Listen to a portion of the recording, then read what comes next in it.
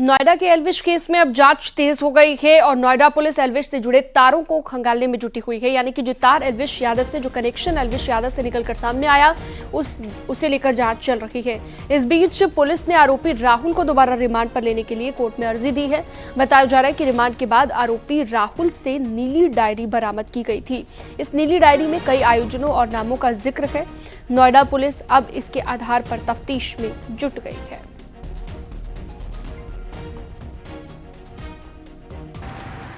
Rave party का आयोजन और उसमें सांपों के जहर की सप्लाई के मामले में नोएडा पुलिस की तफ्तीश लगातार आगे बढ़ रही है। और आपको बता दें, आज सुनवाई होनी है। दोबारा रिमांड के लिए अप्लाई किया है नोएडा पुलिस ने। आरोपी राहुल की रिमांड की अर्जी दी गई है। कोर्ट में सुनवाई होनी। 24 घंटे की रिमांड के दौरान आरोपी राहुल से एक नीली डायरी भी बरामद हुई थी। नीली डायरी में कई आयोजन और आयोजनों के साथ साथ कई नामों का भी जिक्र है, जिसकी नोएडा पुलिस अब तफ्तीश कर रही है। 2 टीमों का गठन किया है। एक टीम जो उसमें नामों का जिक्र है उनसे कांटेक्ट करने की कोशिश कर रही, तो दूसरी टीम जो है जहां पर भी आयोजनों का जिक्र है वहां पर जाके एविडेंस देखने की कोशिश कर रही है। फिलहाल इस पूरे प्रकरण में एल्विश का नाम सामने आने के बाद नोएडा पुलिस लगातार तफ्तीश बढ़ा रही है और आज इस पूरे प्रकरण में जो मुख्य आरोपी राहुल है उसकी दोबारा रिमांड लेगी। तो ऐसा माना जा रहा है कि आने वाले वक्त में नोएडा पुलिस एक बड़ा खुलासा कर सकती है। कैमरामैन जगदीश गौतम के साथ हिमांशु शुक्ला, न्यूज़ 18 नोएडा। नोएडा में बच्चे को बंधक बनाकर पीटने को लेकर उसके पिता ने स्कूल के मालिक और उसके साथियों के खिलाफ शिकायत दी है। बताया जा रहा है कि चोरी के शक में 11 साल के बच्चे की बंधक बनाकर 2 घंटे तक उसे बंधक बनाकर पिटाई की गई और थाना सेक्टर 113 क्षेत्र में एक निजी स्कूल का ये मामला बताया गया।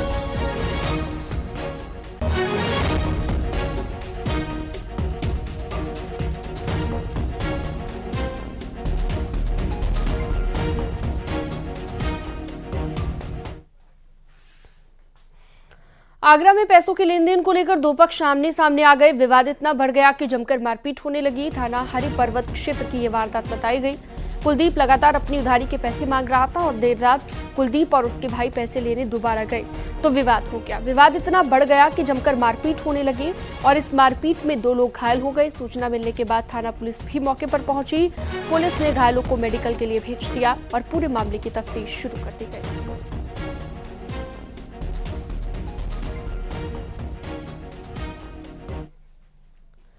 आगरा में मालगाड़ी के डिब्बे पर लगी प्लास्टिक की तिरपाल में आग लग गई। आग लगने से स्टेशन पर अफरा तफरी का माहौल बन गया। रेलवे के स्टाफ ने जल्द ही आग पर काबू पा लिया और इस तरह से बड़ा हादसा होने से टल गया।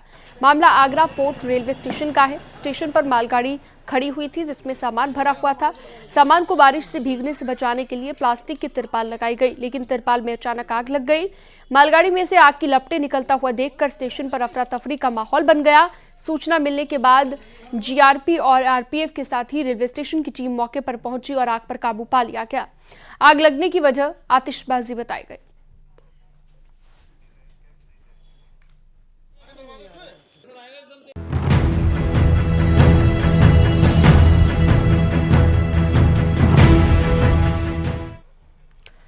दिल्ली एनसीआर की हवा फिर से जहरीली हो गई है। दीपावली के बाद दिल्ली एनसीआर की हवा ने लोगों को परेशान किया हुआ है। गाजियाबाद में एयर क्वालिटी इंडेक्स 359 पर पहुंचा।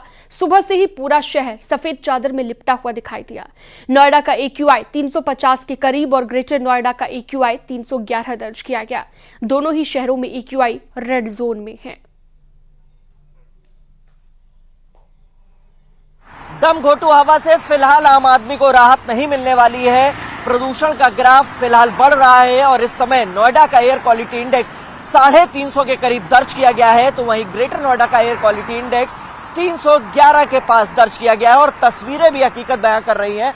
सफेद चादर से पूरा शहर ढका हुआ है, विजिबिलिटी बेहद कम है और रेड जोन में नोएडा और ग्रेटर नोएडा बना हुआ है। आप देखेंगे किस तरीके से विजिबिलिटी महज 200 मीटर है, यानी 200 मीटर के बाद दिखाई देना बंद हो जाता है। और आज ठंड भी की दस्तक है। ठंड के साथ साथ प्रदूषण का जो कॉम्बिनेशन है वो लोगों को परेशान कर रहा है। आपको Noida greater Noida expressway road भी दिखाना चाहेंगे कि किस तरीके से यहाँ पर भी विजिबिलिटी जो है बेहद कम है। और आप देखेंगे जो ऊंची ऊंची इमारतें हैं वो पूरी तरीके से ओझल है, वो पूरी तरीके से दिखाई नहीं दे रही है और विजिबिलिटी के लिहाज से आज प्रदूषण काफी परेशान करने वाला है लोगों को।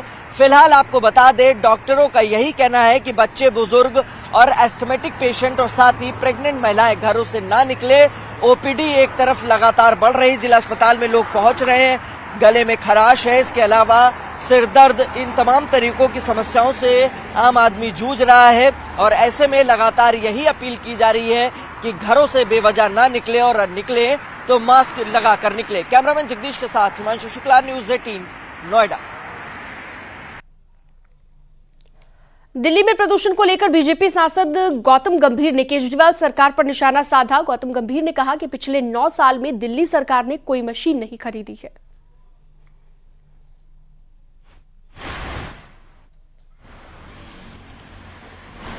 और मेरा मानना यह है कि जब तक दिल्ली सरकार इंफ्रास्ट्रक्चर पे पैसा नहीं खर्च करेगी, और ये हम बार बार बोलते हैं कि पिछले 9 साल से ना कोई नई बस ऐड करी, ना कोई नया फ्लाईओवर बनाया, ना आपने पब्लिक ट्रांसपोर्ट पे कोई काम किया, ना डस्ट पोल्यूशन पे कोई काम किया, ना आपने वैक्यूम क्लीनर्स खरीदे, ना आपने कोई मशीन्स खरीदी। पूरे आपने इंफ्रास्ट्रक्चर दिल्ली का इतना बुरा हाल कर दिया। आप वही तो लोग हैं जो कहते थे कि पराली की वजह से दिल्ली में पोल्यूशन होती है। अब तो पंजाब में भी आपकी सरकार है।